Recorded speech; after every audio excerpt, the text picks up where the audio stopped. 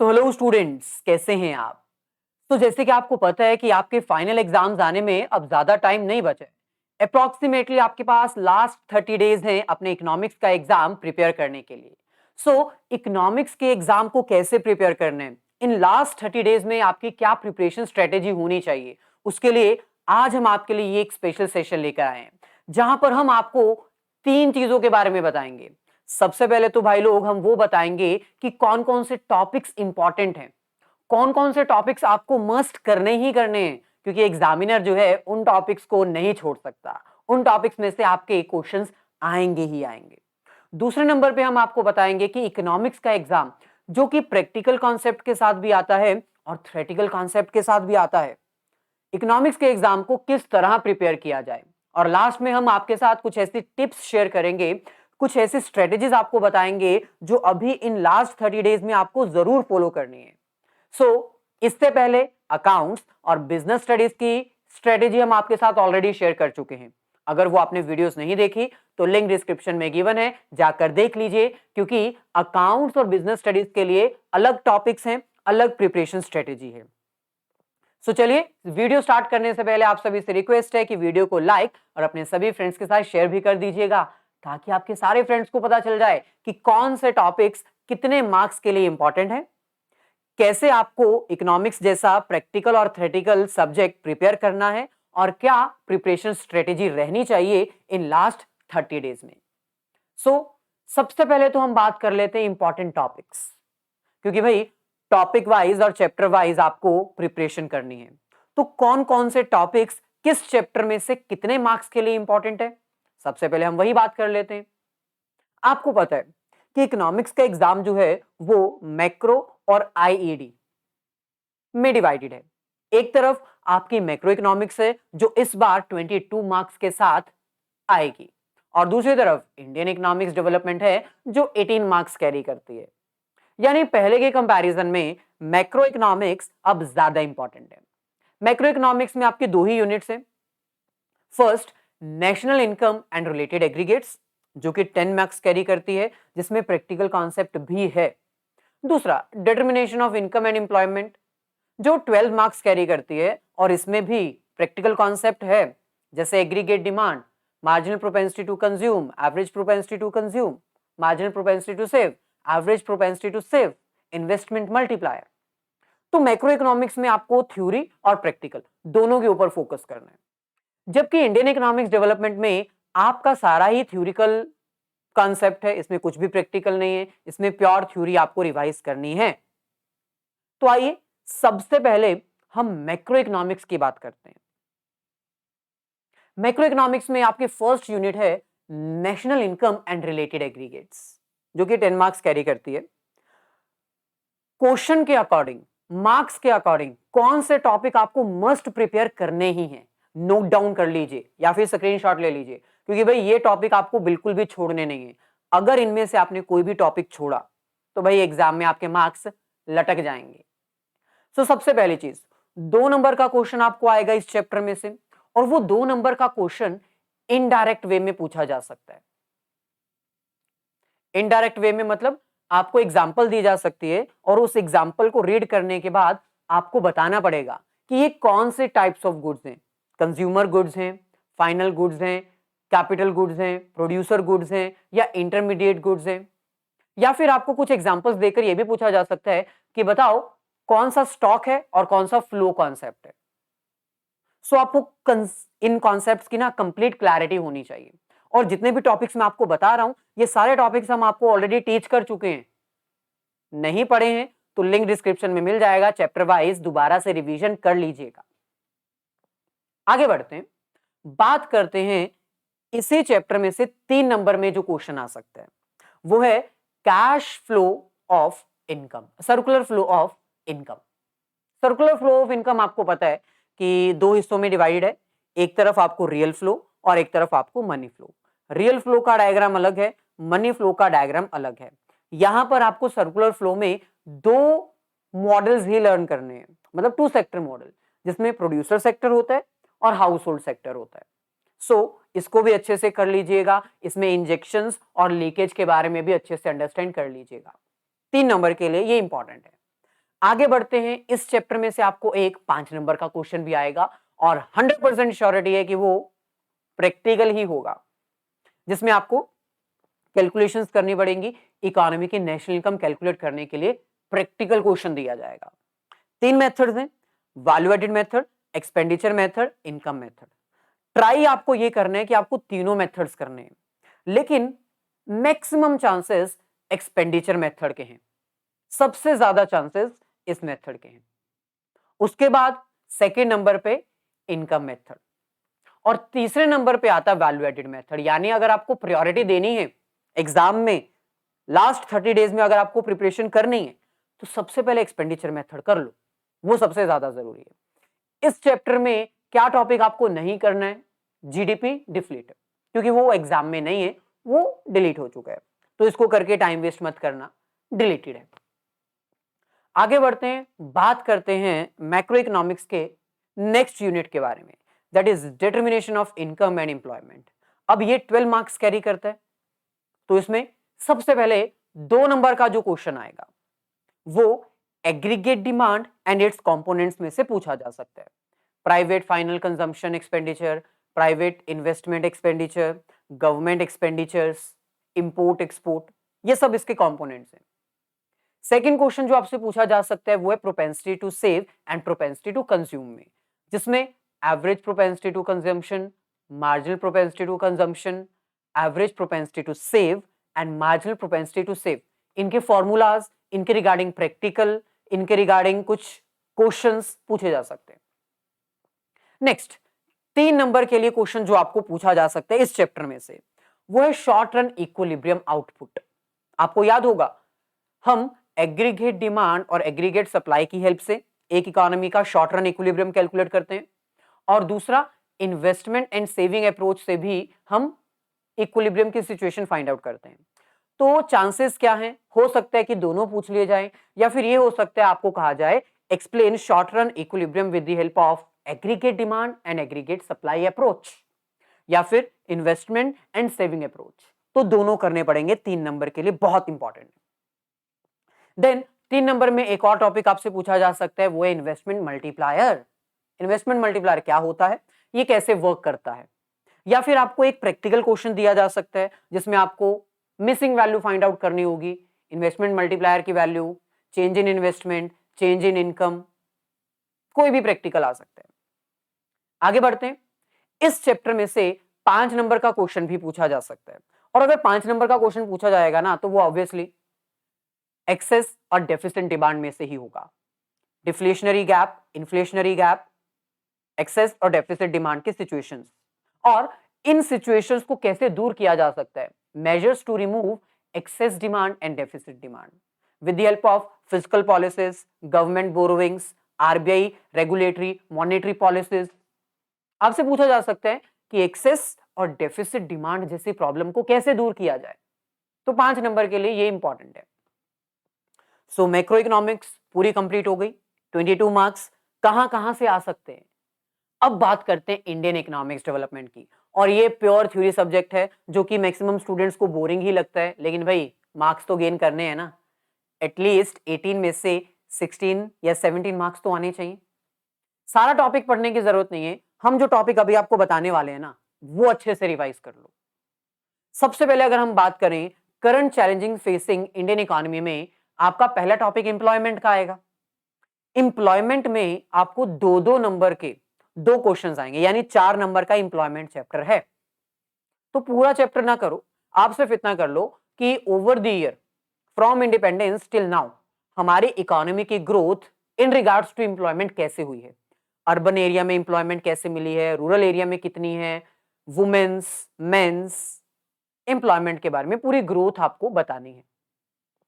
Then second question जो आपको पूछा जा सकता है, very important, casualisation of workforce क्या होता है, इनफॉर्मलाइजेशन ऑफ वर्कफोर्स क्या होता है। ये हम ऑलरेडी आपको करवा चुके हैं, लिंक डिस्क्रिप्शन में गिवन है, जरूर देख लीजिएगा। Casualisation and informalisation of workforce. Then इसके बाद नेक्स्ट चैप्टर इंफ्रास्ट्रक्चर है, और इंफ्रास्ट्रक्चर में आपको ना केस स्टडी ही आएगी, और वो भी हेल्थ सेक्टर से।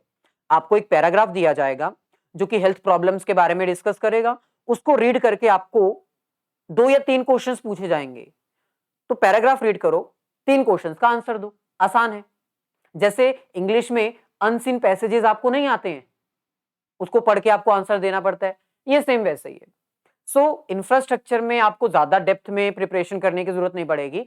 आपको हेल्थ सेक्टर की प्रॉब्लम्स, उसका क्रिटिकल असेसमेंट, बेनिफिट्स, जो भी अब तक ग्रोथ हुई है, बस इतना पढ़ लो। और एनर्जी तो ऑलरेडी डिलीटेड है इंफ्रास्ट्रक्चर में, ये पूरा टॉपिक आपको करना ही नहीं है। आगे नेक्स्ट जो आपका 5 नंबर का क्वेश्चन आएगा वो है सस्टेनेबल इकोनॉमिक डेवलपमेंट, और इसमें भी केस बेस्ड क्वेश्चन आने के चांसेस ज्यादा हैं। यानी हो सकता है आपको एक पैराग्राफ दिया जाए जिसमें सस्टेनेबल डेवलपमेंट के बारे में बताया जाए, उसको रीड करके आपको आंसर देना है, लेकिन सस्टेनेबल डेवलपमेंट के चैप्टर में से केस बेस्ड क्वेश्चन ही आएगा, ये कंफर्मेशन अभी नहीं है। सो इसलिए इस चैप्टर में से आपको सस्टेनेबल डेवलपमेंट क्या होता है उसका मीनिंग करना है। सस्टेनेबल डेवलपमेंट ना करने के कारण हमारी इकोनॉमी के ऊपर, हमारे रिसोर्सेज के ऊपर, हमारे एनवायरनमेंट के ऊपर क्या इंपैक्ट आ रहे हैं, इंक्लूडिंग ग्लोबल वार्मिंग। ये स्पेसिफिकली सिलेबस में मेंशन्ड है, तो ये आपको डिटेल में करना है। ग्लोबल वार्मिंग क्या होता है, ग्लोबल वार्मिंग के मेन कॉजेस क्या क्या है। इसके बाद last chapter development experience in India. अब इसमें आपको 3-3 नंबर के 2 क्वेश्चन आएंगे, यानी ये चैप्टर आपका 6 मार्क्स का है, वेरी इंपॉर्टेंट। यहां पर आपको डाटा बहुत अच्छे से याद करना पड़ेगा, क्योंकि इंफ्रास्ट्रक्चर और एम्प्लॉयमेंट इनमें ज्यादा खास कोई डाटा है नहीं, इसलिए इस चैप्टर में आपको सबसे ज्यादा डाटा याद करना पड़ेगा। इंडिया की, पाकिस्तान की और चाइना की इकोनॉमिक ग्रोथ कितनी हुई है, पॉपुलेशन कितनी है, सेक्टोरल ग्रोथ कितनी हुई है, primary sector, tertiary sector, secondary sector, human development indicators में हमारा रैंक कितना है, पाकिस्तान का रैंक कितना है, चाइना का रैंक कितना है, ये सब। सो आपको कंपैरिजन करने के लिए कंप्लीट एक क्वेश्चन पूछा जा सकता है। तो कौन कौन से टॉपिक्स हैं आपको क्लियर हो गए? सर टॉपिक्स तो आपने क्लियर कर दिए, लेकिन इनको प्रिपेयर कैसे करना है इतने कम समय में? सो चलिए वो भी इसी सेशन में आपको बता देते हैं, इन टॉपिक्स को कैसे प्रिपेयर किया जाए। तो देखो, सबसे पहले ना, अगर आपको अपने कॉन्सेप्ट की क्लैरिटी रखनी है माइंड में, आपको एग्जाम में अच्छे मार्क्स गेन करने हैं, तो इकोनॉमिक्स की प्रिपरेशन करते समय आपको इनका जो पैटर्न है वो अच्छे से याद होना चाहिए। इकोनॉमिक्स का सैंपल पेपर सीबीएसई ने ऑलरेडी बता दिया है कैसा होगा, हमने उस सैंपल पेपर को कंप्लीट एनालिसिस करके बता दिया किस चैप्टर में से कितने मार्क्स वाले कितने क्वेश्चंस आएंगे। तो वो वीडियो जरूर देख लेना, लिंक डिस्क्रिप्शन में गिवन है। क्योंकि जब तक आपको पैटर्न नहीं समझ आएगा, कितने क्वेश्चंस आएंगे, कितने सेक्शंस होंगे, कितने कितने नंबर के क्वेश्चन आएंगे, किस चैप्टर में से कितने क्वेश्चन आएंगे, अगर आपको अभी तक नहीं जानकारी है, तो सबसे पहले यही क्लियर करो, तब प्रिपरेशन करना स्टार्ट करो। सो थ्योरी सब्जेक्ट भी है, प्रैक्टिकल सब्जेक्ट भी है। 80% थ्योरी सब्जेक्ट है, 20% प्रैक्टिकल सब्जेक्ट है। और इसमें टोटल क्वेश्चंस कितने आएंगे, सेक्शन ए बी सी कितने कितने नंबर कैरी करता है, ये सब आपको पता होना चाहिए अगर आप इकोनॉमिक्स की प्रिपरेशन करना चाहते हो। तो सबसे पहले तो अपना पैटर्न क्लियर करो, अपने माइंड में पैटर्न इस्टेब्लिश करो। Second, focus on concepts more than rote learning. बहुत सारे स्टूडेंट्स इकोनॉमिक्स का ना रट्टाफिकेशन अप्लाई करते हैं, और ये आपकी सबसे बड़ी गलती होती है। आप शुरू से ही इकोनॉमिक्स जैसे सब्जेक्ट को रटने बैठ जाते हो। रटने से कुछ भी नहीं होगा, एग्जाम से एक दिन पहले सब भूल जाओगे, और ये रियलिटी है। किसी भी स्टूडेंट से पूछ लो, अपने पासिंग आउट स्टूडेंट्स से पूछ लो, जो प्रीवियस ईयर के पास आउट स्टूडेंट्स हैं ना, उनसे पूछ लो आपने रट्टा मारा था, एग्जाम तक याद रहा था? वो बोलेंगे नहीं, कुछ याद नहीं रहा था। सो अपनी गलतियों से सीखो। टर्म 1 में भी अगर आपने रट्टा मार के गया था ना, तो आई होप आपको याद नहीं रहा होगा। कॉन्सेप्ट क्लैरिटी करो, जितना ज्यादा हो सके उतना ज्यादा कॉन्सेप्ट्स को अंडरस्टैंड करो, क्योंकि अगर कॉन्सेप्ट्स याद रहेंगे तभी एग्जाम में फायदा होगा। 2 बुक्स आपको एटलीस्ट फॉलो करनी है, क्योंकि इकोनॉमिक्स एक ऐसा सब्जेक्ट है जो वाइडर कॉन्सेप्ट्स के साथ आता है। इसमें बहुत सारी डिटेल्स आपको सीखनी पड़ती हैं, क्योंकि इसमें पूरी इकोनॉमी की डिस्कशंस आपके साथ चलती हैं। उम्र भर आपको ये कॉन्सेप्ट याद रखने पड़ते हैं। सो एटलीस्ट 2 बुक्स तो आपको फॉलो करनी है। एनसीईआरटी मस्ट है, जो कि सीबीएसई की तरफ से रिकमेंडेड रहती है। सेकंड, आप कोई भी रेफरेंस बुक ले लो। हम पर्सनली रेफर करते हैं टीआर जैन और वीके ओरी की। कुछ स्टूडेंट्स के पास संदीप गर्ग भी होगी और कुछ स्टूडेंट्स के पास कोई और बुक भी होगी। एनसीईआरटी को आपको फॉलो करना ही करना है, उसको छोड़ के नहीं जा सकते। हाँ, जो अदर रेफरेंस बुक है उसमें से आप कोई भी एक चूज कर लो अपनी मर्जी की। Next, do not learn only but right. आपको पता है कि जब आप बुक को सामने रखते हो या अपने नोट्स को सामने रखते हो लर्न करने के लिए, तो कुछ समय के लिए वो आपके माइंड में रहते हैं, लेकिन बाद में वो भूलने लगते हो आप। अगला चैप्टर निकाला, पिछला भूल गए। ये होता है बहुत सारे स्टूडेंट्स के साथ। तो इसका सॉल्यूशन क्या है? आप जितना ज्यादा हो सके रिटन प्रैक्टिस करो, क्योंकि एक बार जब आप लिख लेते हो ना, तो वो चीज आपके माइंड में हमेशा के लिए स्टैब्लिश हो जाती है। ये एक साइकोलॉजिकल वे है अपने माइंड्स को वो सब याद रखवाने की जो आप याद नहीं रख पाते। आप ट्राई तो करते हो कि मैं पढ़ रहा हूं या पढ़ रही हूं, याद रहेगा, लेकिन कुछ समय के लिए याद रहता है, फिर वो भूल जाता है। सो आपके साथ भी अगर ऐसा होता है ना कि कुछ समय के लिए याद है, बाद में भूल गए, तो आप ट्राई करो कि उनको लिख के प्रैक्टिस करो। हालांकि इतना टाइम नहीं है, लेकिन आप लिख के प्रैक्टिस कर सकते हो। सैंपल पेपर सॉल्व करो तो लिख के सॉल्व करो। जितना ज्यादा हो सके अपने खुद के नोट्स बनाओ। बने बनाए नोट्स से रट्टा मत मारो, लर्न मत करो। अपने खुद के नोट्स बनाओ, अपने खुद पॉइंट्स लिखो, अपने खुद के बुलेट पॉइंट्स बनाओ ताकि आपको याद रहे। Then must practice sample paper at least 5 years paper. Sample paper तो आपको करने ही करने हैं। कम से कम 10 सैंपल पेपर एग्जाम से पहले आपके हो जाने चाहिए। और लास्ट 5 years का पेपर भी आप सॉल्व कर सकते हो, क्योंकि भाई लास्ट ईयर का जब आप पेपर सॉल्व करने बैठते हो ना, तो आपको एग्जाम पैटर्न के बारे में पता चलता है, क्वेश्चंस कितनी स्पीड से सॉल्व करने हैं आपको ये भी पता चलता है। और जब आप अपना सैंपल पेपर सॉल्व कर रहे हो ना, तो उसमें टाइम के ऊपर ज्यादा ध्यान दो। इकोनॉमिक्स थ्योरी सब्जेक्ट भी है, प्रैक्टिकल भी है। कई बार स्टूडेंट्स का पेपर छूट जाता है थ्योरी सब्जेक्ट होने की वजह से। तो आपको ज्यादा से ज्यादा सैंपल पेपर प्रैक्टिस करने हैं, उसमें टाइम एक्यूरेसी के साथ, टाइम मैनेजमेंट के साथ आपको कंप्लीट क्वेश्चन पेपर सॉल्व करना है। और 2 घंटे का टाइम है, आपको पता है। तो आपको ट्राई करना है कि 1 hour 40 या 45 मिनट्स में आपका कंप्लीट हो जाना चाहिए, ताकि लास्ट 15 मिनट्स रीचेक और री एग्जामिन करने के लिए आपके पास फिर भी बच जाए। देन अगर हम बात करें case based question, case based question आपको बहुत परेशान करते हैं, तो उसको सॉल्व करने का तरीका क्या है? सबसे पहले तो अभी आप एग्जाम सेंटर में नहीं बैठे हो, तो अभी से जितने ज्यादा हो सके केस बेस्ड क्वेश्चंस प्रैक्टिस करो। हर चैप्टर के at least 10 case based question solve करो। किस तरह? Topic wise, then chapter wise, then from whole syllabus. क्योंकि अगर आप पहले ही पूरे सिलेबस में से सैंपल पेपर लोगे, पूरे सिलेबस में से केस बेस्ड क्वेश्चन सॉल्व करने बैठोगे, तो आपको समझ ही नहीं आएगा। इसलिए टॉपिक वाइज करो, फिर चैप्टर वाइज करो, फिर पूरे सिलेबस में से करो। और करने कैसे हैं? आपको जो केस दिया जाता है ना, आपने पहले वो रीड नहीं करना है। केस के बाद अंत में एक क्वेश्चन पूछा जाता है, पहले वो क्वेश्चन रीड करो, ताकि आपको यह पता चल जाए कि वो क्वेश्चन किस चैप्टर में से है। फिर जब आपको चैप्टर पता चल जाएगा, फिर आप केस बेस्ड केस रीड करना। केस रीड करने के बाद आपको यह पता चल जाएगा कि कौन से चैप्टर का कौन सा टॉपिक है, फिर आप आंसर इजीली दे सकते हो। ओके, प्रैक्टिस ज्यादा करनी है आपने केस बेस्ड क्वेश्चंस की। और न्यूमेरिकल पोर्शन जरूर ट्राई करना। मैक्रो इकोनॉमिक्स में आपके value added method, income method, expenditure method, investment multiplier, marginal propensity to consume, average propensity to consume, marginal to save, average to save, इतने practicals हैं जी आपको करने ही करने हैं। देन अपना टाइम टेबल स्टिक रखो, अपने आप से एक कमिटमेंट करो। इकोनॉमिक्स के सब्जेक्ट में अगर आपको अच्छे मार्क्स गेन करने हैं ना, तो कमिटमेंट मस्ट है। कमिटमेंट तो वैसे हर सब्जेक्ट के लिए मस्ट है। जितना टाइम आपको लगता है कि सफिशिएंट है, उससे आधा घंटा ज्यादा दो। अगर आपको लगता है कि 1 घंटा ये सब्जेक्ट बहुत है, आधा घंटा ज्यादा दो अपनी सेटिस्फेक्शन के लिए। आपको अंदर से सेटिस्फेक्शन मिलेगी कि भाई हाँ, हमने थोड़ा ज्यादा पढ़ा है। लेकिन एक चीज याद रखना, क्वांटिटी टाइम मत देखना, क्वालिटी टाइम स्पेंड करना अपने सब्जेक्ट्स के साथ। क्योंकि स्टूडेंट्स क्या करते हैं, टाइम और डेट देखते हैं। अच्छा, आज इतनी तारीख है, आज मैं 5 बजे से लेकर 7 बजे तक पढ़ूंगा या पढ़ूंगी 2 घंटा। लेकिन उस 2 घंटे में आपने कितनी क्वालिटी से, कितनी कंसंट्रेशन के साथ पढ़ा, वो मैटर करता है। एक तो अपना टाइम टेबल जो है वो फ्लेक्सिबल रखो, जैसे आपको ठीक लगे उसके अकॉर्डिंग अपनी प्रिपरेशन करो, लेकिन करो जरूर।